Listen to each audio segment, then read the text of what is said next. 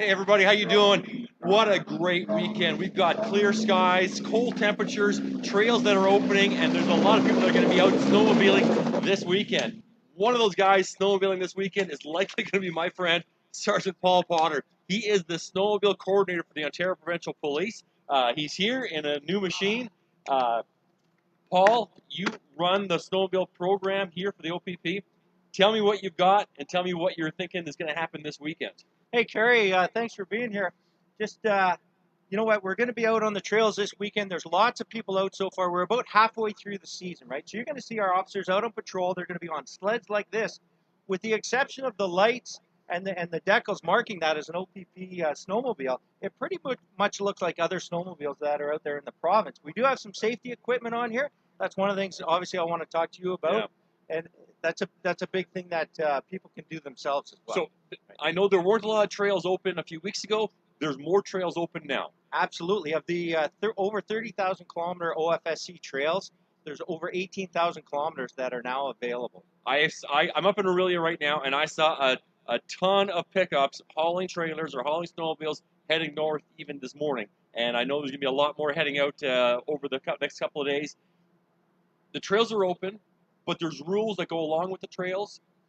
We want to talk about safety. Sadly, we've had tragedy strike already too often.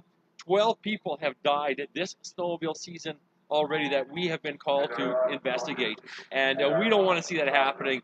This is a sport. This is a recreation that people love, and yet people are dying because of it. And what are those root causes that we see? Well, it's the big three for us in snowmobiles. Obviously, speed is a huge issue. Alcohol use while you're operating one of these snow vehicles, and unsafe ice. Those are the big ones. So we always push that. You know what? You need to slow down when you're out there on the trail, folks. And you may not be aware of this, Gary. The fastest you can go on any trail, any OFSC trail, 50 kilometers an hour. That's it. Yeah. All right. That's per hour on the trails in the bush or on the trails on the lakes? On the marked trails. That's okay. Correct. So watch your speed. Obviously, impaired driving, being distracted, not paying attention. Riding at night can be dangerous. You need to know where you are, but particularly when you're on frozen water.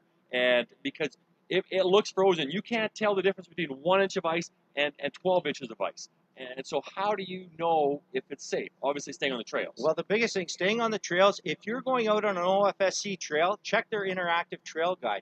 They actually have a free app that you can download to your mobile device, so you can check the status of the trail to make sure it's okay for you to go out there. They have people that go out and they run that trail, they check it to make sure it's safe for operators out there.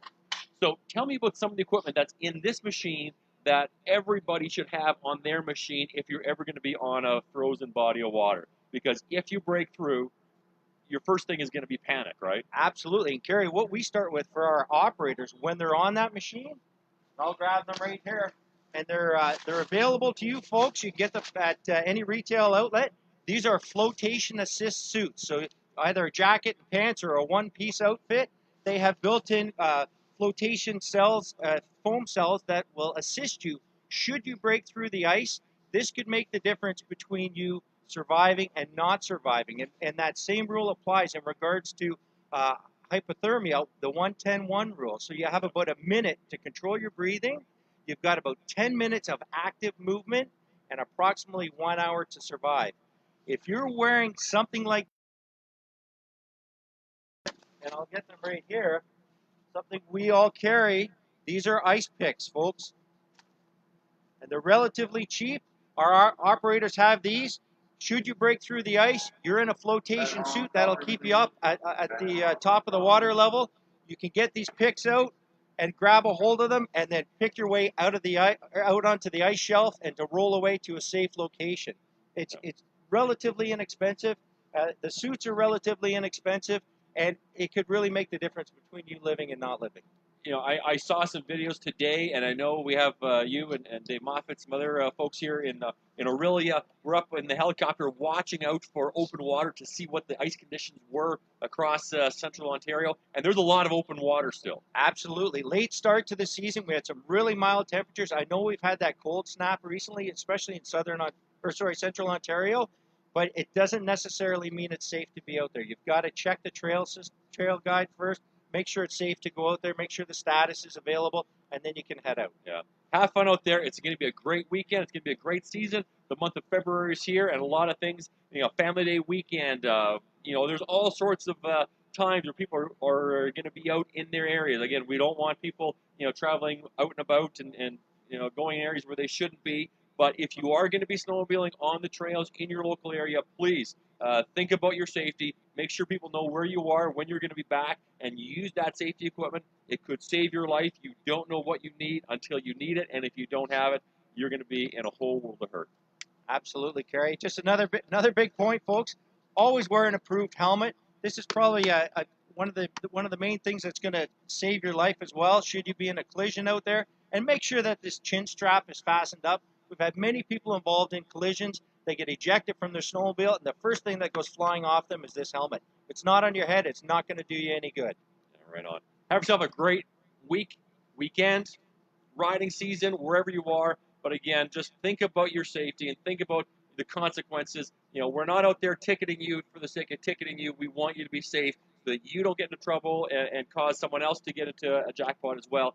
If you're closing on one another on a trail with an inexperienced rider, you don't know depth perception and distances. And if there's a collision at high speeds, it's not going to be a pleasant sight for anybody. So please be safe out there. Absolutely. Thanks, Kerry. Remember, everybody, sled safe, stay safe, and don't cut your life short for the sport. Thank you.